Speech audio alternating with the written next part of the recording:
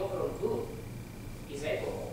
So that's not the freedom possible. Freedom is not nothing. Freedom is compared to something we already are attracted to. Let's go to the next slide.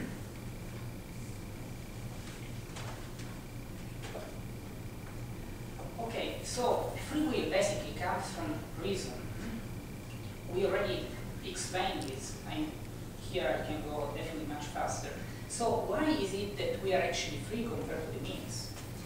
Now, let me focus, then we can really fast through it, but there is one thing here that I want to explain very well. I mean, because if you wonder whether you are free or not despite everything we've said so far about the deepest level of freedom, our knowing the truth, I mean, the reason why we are free compared to the means, the reason why we have free will, the main reason is that reason is necessary, the conclusion of our reasoning, let's go it this way, is necessary only in theoretical things. So if we perform intellectual reasoning, the conclusion might be necessary. Every man is mortal, Socrates is a man, Socrates is mortal. This is a necessary conclusion. I'm not free to say that, I'm not free to say every man, every human being is mortal. Socrates is a human being, Socrates is immortal. That would just be a mistake. But when we reason about particular things, reason is open to different options. There is no mess.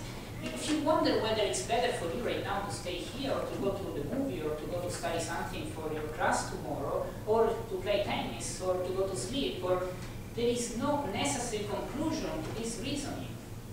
This reasoning is open. So Aquinas would say that in particular operations are contingent. They make sense just here and now. And therefore, in such matters, the judgment of reason may follow opposite courses and is not determinate to one.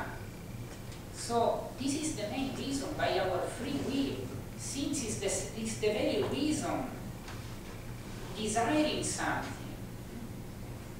But in this desire, for what it's reasoning about, it might go this way or that way or this other way. It might even stop thinking. Let's say I'm tired, I stop reasoning. So I can do everything with my reason in contingent operations. I'm not saying that there is no way to judge things as good or evil, of course. I'm just saying that the way our free will works is not necessitated to the conclusion. And that's why we are really free. We are even free from this standpoint to do evil actions, because at the level of free will, there is no good or evil. I mean, it's kind of a technical term that indicates our power to choose the means to the end. Since this power is connected to reason, our main problem would be to reason correctly and to desire correctly. But the power would still be there, would be kind of, at that point, yes, there is a kind of power to choose even what is evil, because reason is kind of open to opposite courses. So, we'll say Aquinas that insofar as man is rational, it is necessary to have free will, because of not intellectual, because that would be a mistake, but rational, because we need to walk in contingent things. That's why we would be actually free. I can give you the slides, so you can read the slides through later. Let's go faster to the other slides. So, because of course I'm not going to leave you without saying anything about good and evil. So Aquinas would actually say, if you wrote it, that free will is indifferent to good and evil choices for the reasons we just said. So what do we need to make a morally good choice? Again, we need two things. We need the right reasoning about the means, because of course if you want to build a dam using orange juice, of course we'll never do it, right? So we definitely need to reason that the means should be fitting for what we need to do. But above all, we need the right appetite. We need to desire the right things, because it is the desire that turns on our reason. We start reasoning in our practical life when we desire something. So if we desire something wrong, we would never perform a good reasoning, which in classical philosophy is called right reason. Right reason in moral reasoning is the reason which is conform to the right appetite for the right end. So the difficult thing here, I'm going to a slide which is not there yet, but it will soon.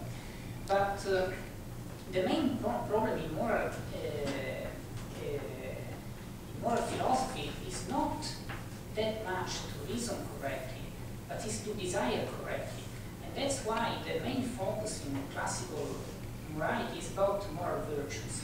What is moral virtue? Moral virtue is nothing else than a kind of muscle that has been developed very well to desire the right thing. So, and we do it by performing different choices which are correct. It's like saying the more we do good things, the more we acquire the attraction for good. I always use the term attraction because I find it much more,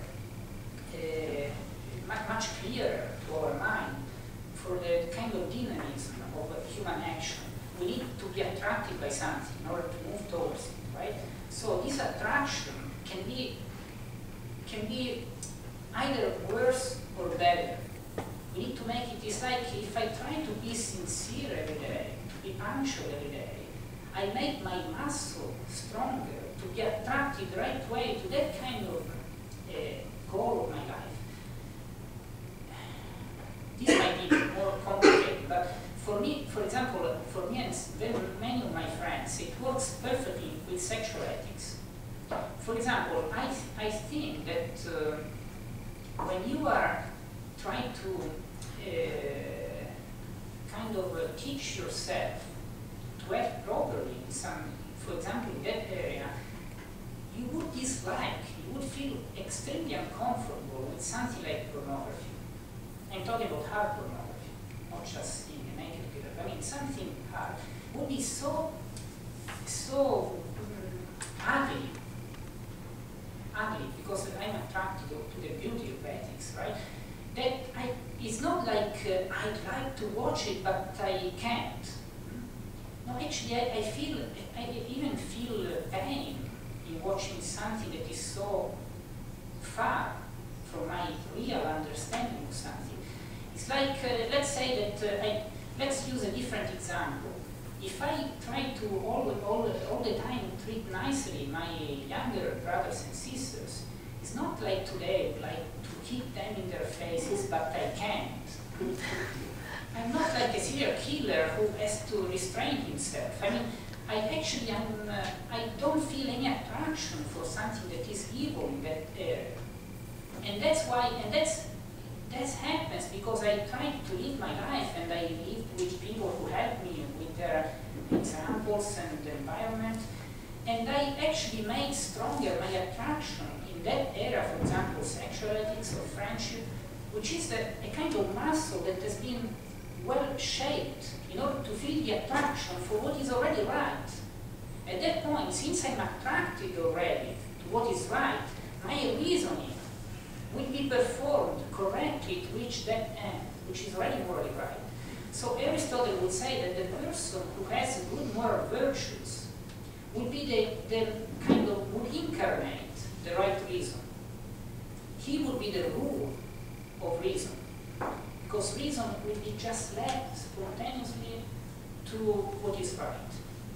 Now, the funny thing about morality and the paradoxical aspect of morality is that in order to be spontaneous in moral choices, I need to make huge sacrifices and efforts before. It's like playing piano. If I want to perform very well, like a symphony, like Beethoven, I need to make a lot of sacrifices for years. I need to even feel pains in my fingers because, you know, the way we put the hands on the piano is actually very painful at the beginning. I don't know if you ever tried to start playing piano, but at least I tried to play it just, you know, without any teaching for a while. And then I went to a teacher and he made me turn on my hands in a way that was extremely painful at the beginning for a month. I was forcing myself to keep the hands that way. So, but if you make this sacrifice, there is a moment in which the hands would work on the piano as if it were natural, spontaneous, to actually use those movements, which at the beginning were not spontaneous at all. So moral virtues work the same way. If I want to be attracted to the right things, I need to make a lot of sacrifices and efforts, trying to do the things which make me a good person compared to those ends. But then if I do that, I become more spontaneous in that area. Then I don't have not to keep my younger brothers and sisters because I restrain myself. I just cannot even conceive of kicking them in their faces. It's just inconceivable. As it is inconceivable to me to be part in a pornography action. It's not like I would like to, but I can't. It's just like I'm not an animal. I mean, I cannot even think of people who do those things. So that's pretty much what happens with moral virtues and being free. Because I'm free to form myself in a way that makes me attracted to what is good.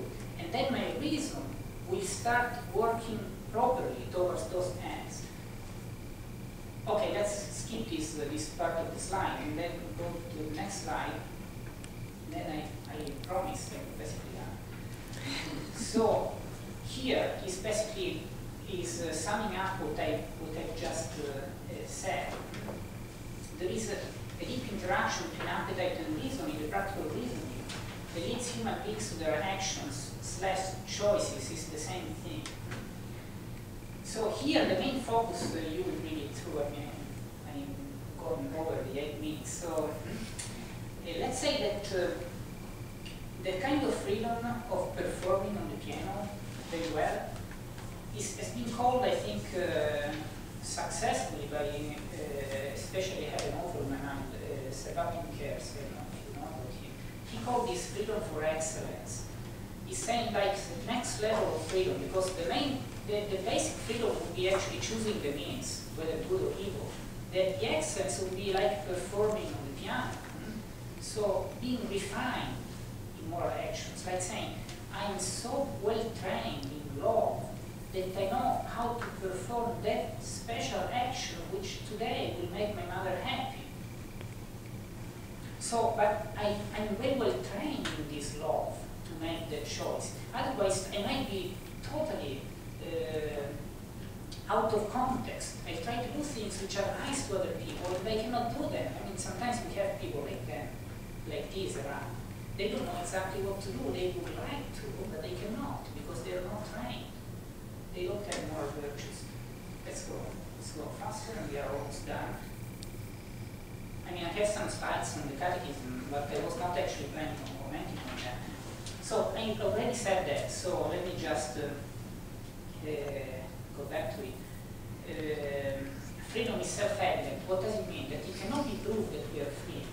It's not a conclusion, but it's a premise. So that when we turn on our intellect to our existence, we actually are free. So it's the very first action which involves freedom. So since nothing comes before it, there is no premise from which we can start to reach freedom as a conclusion. So you disagree with me, then you're free. You want to talk about it, then you're free. You agree, congratulations, you're free. Thank you.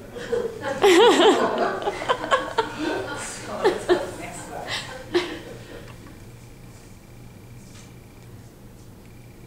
So actually, Lisa asked me to mention the relationship between God's omniscience and human freedom. I don't see this as a big problem, but it would require several classes. So I'm just saying that what is exactly the problem? God is omnipotent, so he can decide to create a free agent. So he did it. And of course, for him to create a free agent doesn't mean that he will not know what he's going to do with this freedom.